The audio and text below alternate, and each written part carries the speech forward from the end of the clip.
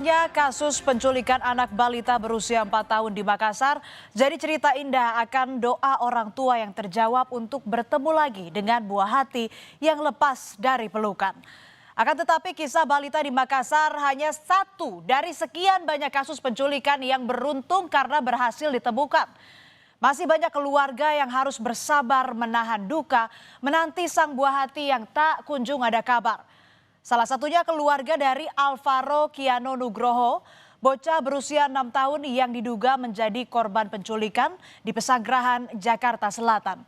8 bulan tak ada kabar, kini keluarga menanti Alvaro kembali ke pelukan. Inilah Alvaro Kiano Nugroho, bocah berusia 6 tahun yang dilaporkan hilang tanpa jejak sejak Maret 2025. Sudah 8 bulan berlalu, belum ada kabar apapun saudara yang diterima keluarga mengenai keberadaan Alvaro. Sehari-hari Alvaro hanya tinggal bersama sang kakek dan neneknya di kawasan Bintaro, Pesanggerahan, Jakarta Selatan. Lantaran sang ayah kini tengah menjalani hukuman di Lapas Cipinang.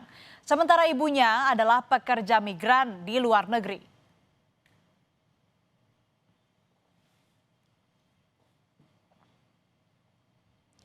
Maret 2025 adalah hari di mana sang kakek melihat terakhir kali sang cucu. Kala itu masih di bulan Ramadan. Alvaro seperti bocah-bocah sebayanya pergi ke masjid untuk berbuka puasa dan sholat maghrib. Tak ada yang curiga dengan kepergian Alvaro ini lantaran Alvaro memang kerap ke masjid kala waktu sholat tiba. Hingga akhirnya pada malam hari, Alvaro yang tak kunjung pulang membuat seisi rumah cemas dan mencari keberadaan Alvaro. Di tengah pencarian ini, sang kakek mendengar jika ada pria misterius yang mengaku sebagai ayah Alvaro dan mengajak sang cucu pergi. Di masjid itu pas jam 5 itu menanyakan, ditanya sama marbot, itu ditanya, "Pak nyari siapa?" "Saya nyari anak saya," gitu. "Saya bapaknya," dibilangnya gitu.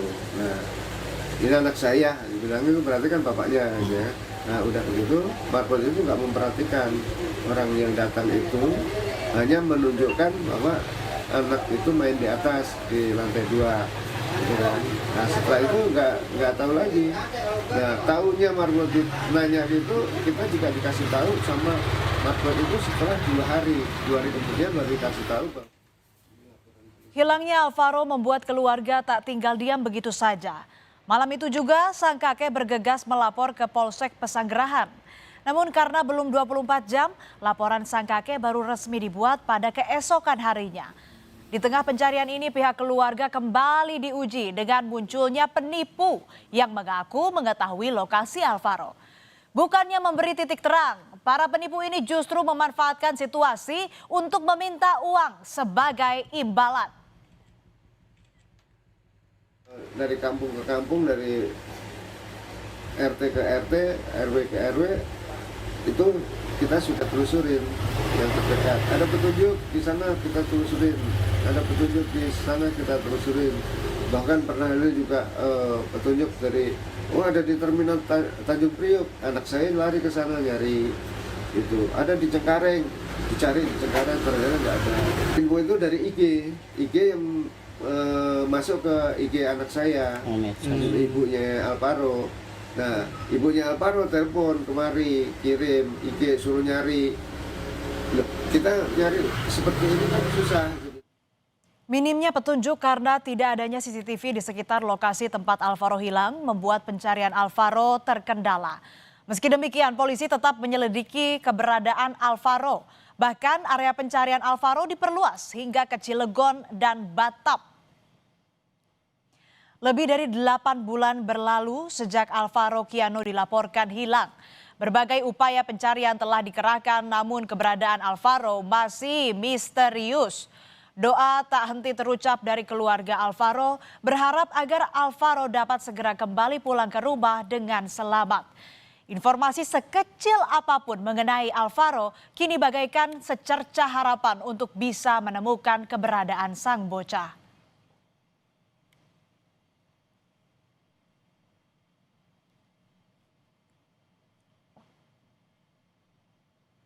Di Madiun, Jawa Timur, seorang ibu juga tengah mencari keberadaan buah hatinya yang hilang. Renanda Maharani Karisma Wardana, gadis berusia 20 tahun, warga Jalan Tawang Krida, Kota Madiun, Jawa Timur, sudah sepekan hilang tanpa kabar. Sebelum hilang, saudara, Risma sempat pamit untuk pergi mengaji. Namun setelah itu, Risma hilang tanpa jejak. Linda Purwati, seorang guru PAUD di Madiun, Jawa Timur ini tak menyangka jika putri sematawayangnya bakal menghilang begitu saja. Pada 3 November, Risma hanya berpamitan pada sang ibu untuk pergi mengaji dan akan mampir untuk berbelanja membeli sabun. Saat itu Linda sempat berpesan ke Risma untuk menyusulnya ke posyandu. Akan tetapi hingga pukul 12 siang, Risma tak kunjung datang dan tidak berada di rumah ataupun di tempat mengaji. Setengah 9 tuh dia pamit sama saya untuk ngaji. Setelah ngaji dia mau beli sabun di Samudra karena sabunnya habis. Tapi saya tunggu sampai jam 11, ternyata anaknya belum datang juga.